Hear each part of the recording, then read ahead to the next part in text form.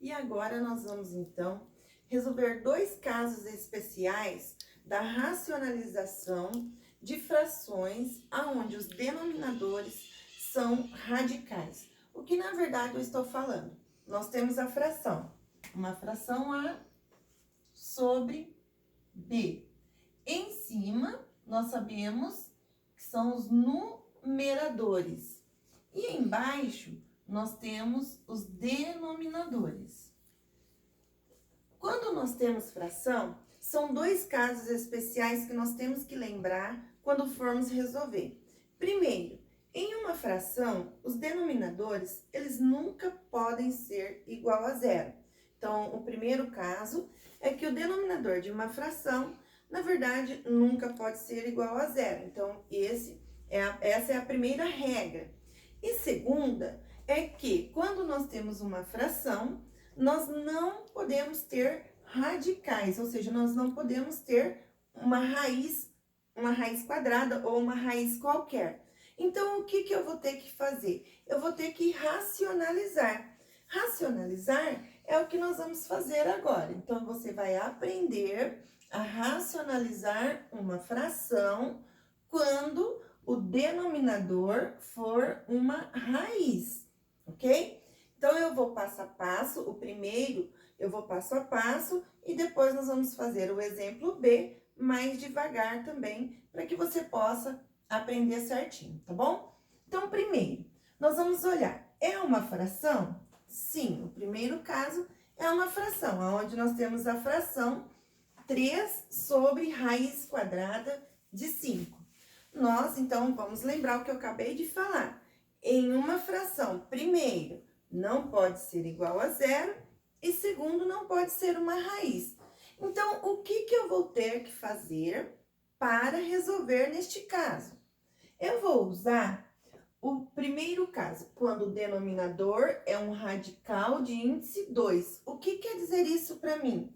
Índice 2 quer dizer quando a minha raiz quadrada tem ali o índice 2. O próprio nome já diz, né? Raiz quadrada, ou seja, o índice da raiz é 2. Bom, o que eu vou fazer? Então, vamos lá. O primeiro passo é, o que eu tenho aqui no denominador? Eu tenho a raiz de 5.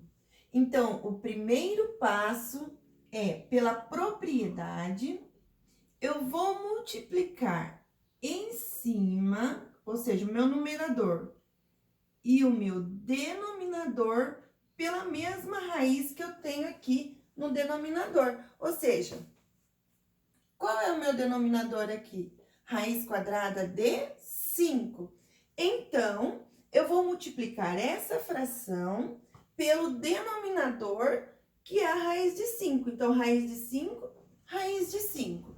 Montei a minha conta, o segundo passo vai ser resolver a multiplicação. Então, o que eu faço?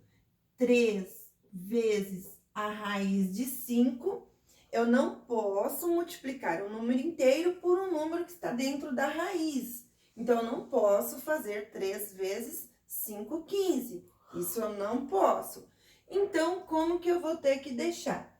Quando eu tenho um número multiplicado pela raiz, vai ficar 3 raiz quadrada de 5. Então, eu só copiei, ó, 3 vezes a raiz quadrada de 5. Agora, embaixo, no denominador, já é diferente. Nós temos a multiplicação de duas raízes. Então, ó, em cima, um número por uma raiz.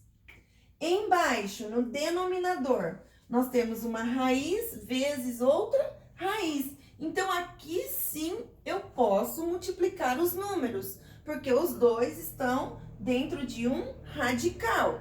Ou seja, 5 vezes 5, 25. Então, nós temos a raiz quadrada do número 25. Qual é a raiz quadrada? Nós já estudamos e já sabemos. Qual o valor da raiz quadrada de 25? Qual número que multiplicado por ele mesmo vai dar 25? No nosso caso, é o 5. Então, vai ficar 3 raiz quadrada de 5 sobre 5. E agora, eu posso dividir o 3 pelo 5? Posso. Como que eu vou fazer isso? Então, eu vou dividir 3 dividido por 5. Por que eu estou dividindo 3 pelo 5? Porque o 3 e o 5 não estão dentro de um radical. 3 dividido por 5, 3 eu não consigo dividir 5. Então, coloco 0, e acrescento um 0 do lado do 3. 30 na tabuada do 5 vai dar quantas vezes? 6 vezes. Então, 6. 6 vezes 5, 30. Então, 30 tira 30, 0. Ou seja, a nossa resposta tanto pode ser o 3 raiz quadrada de 5 sobre 5 ou 0,6 raiz quadrada de 5. Então, tanto faz a primeira resposta como a segunda. Depende de como pedir no exercício. Mas então, basta lembrar que quando nós tivermos uma fração e o denominador é uma raiz de índice 2 ou outros quaisquer, nós temos que resolver desta forma. Então, nós acabamos de resolver o primeiro exemplo de racionalização.